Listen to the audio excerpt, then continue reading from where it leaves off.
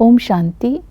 22 जून 2024 की साकार मुरली से होमवर्क। आज की मुरली से हम लक्ष्य लेंगे सूर्यवंशी में ऊंच पद पाने के लिए संपूर्ण निर्विकारी बनना है, अर्थात स्वयं को बदलना है। इसके लिए बाबा ने श्रीमत दी, जो बच्चे संपूर्ण निर्विकारी बनकर राज्य को स्थापन करने में मदद करते हैं वही सूर्यवंशी में आते हैं। तो संपूर्ण निर्विकारी बनने के लिए भिन्न भिन्न बंधनों से स्वयं को मुक्त करना है। जैसे पहला बंधन है विकारों का बंधन।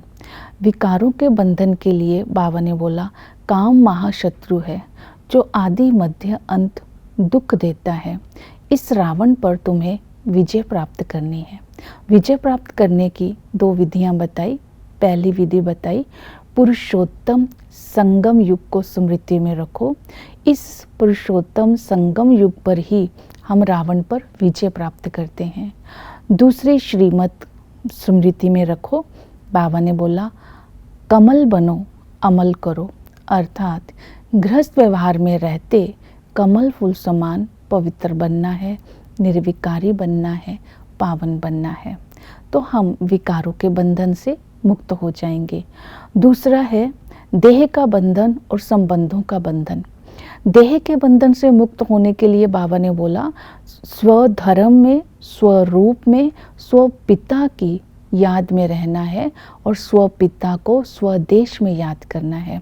हमारा स्वरूप ही निराकार है, हमारा स्वधर्म ही शांति है और स्वदेश भी निराकार है और हमारा पिता भी निराकार है। जब हम उस पिता की याद में रहेंगे तो इस देह को और सब बातों को भूल जाएंगे। तो देह को भूलने की इस विधि को स्मृति में रखना है। हम कौन है और हमारा कौन है, हम कहाँ से आए हैं।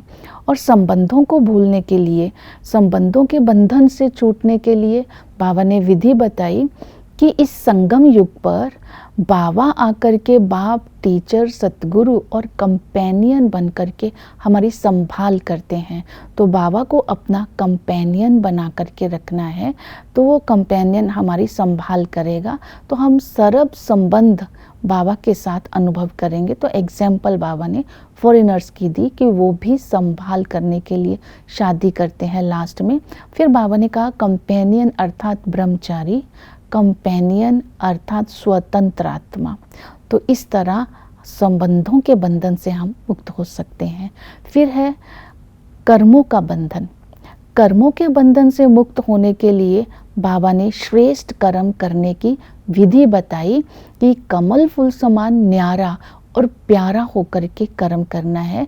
जैसे कि जब हम कर्म क्षेत्र में होते हैं तो स्वयं को न्यारा बनाकर बाप के स्नेह की छत्र छाया में रह करके जब हर कर्म करेंगे तब हम माया से भी बचे रहेंगे, हमारा कर्म भी श्रेष्ठ रहेगा, हमारा धर्म भी श्रेष्ठ रहेगा।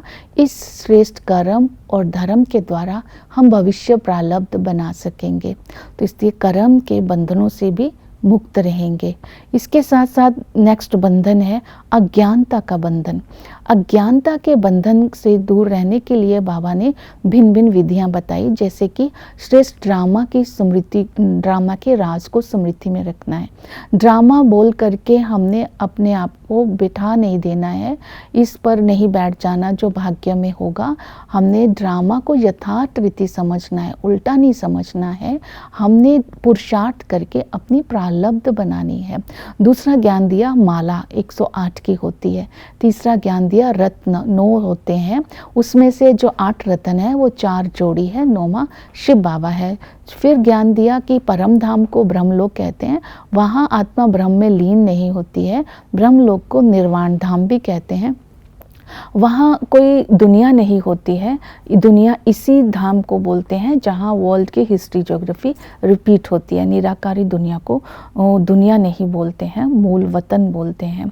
इसके साथ फिर बाबा ने हमें श्रेष्ठ कर्मों का ज्ञान देते हुए ये दिया कि जिससे हमारे धर्म और कर्म श्रेष्ठ होते हैं। तो चक्र को बुद्धि में रखना है कि जब हम चक्र को बुद्धि में रखते हैं कि हम 84 जन्म कैसे लेते हैं। सूर्यवंशी में हम संपूर्ण निर्विकारी थे, आत्मा और परमात्मा दोनों ही पवित्र थे। उस समय आत्मा जो है सतो प्रधान होती है, वहाँ दुख रोग शोक नहीं होता, उसको गोल्डन एज कहते हैं। धर्म श्रेष्ठ कर्म श्रेष्ठ होते हैं। जब मध्य में आते हैं तो रावण राज्य शुरू होता है। धर्म और कर्म भ्रष्ट होने के कारण आत्मा दुखी हो जाती है।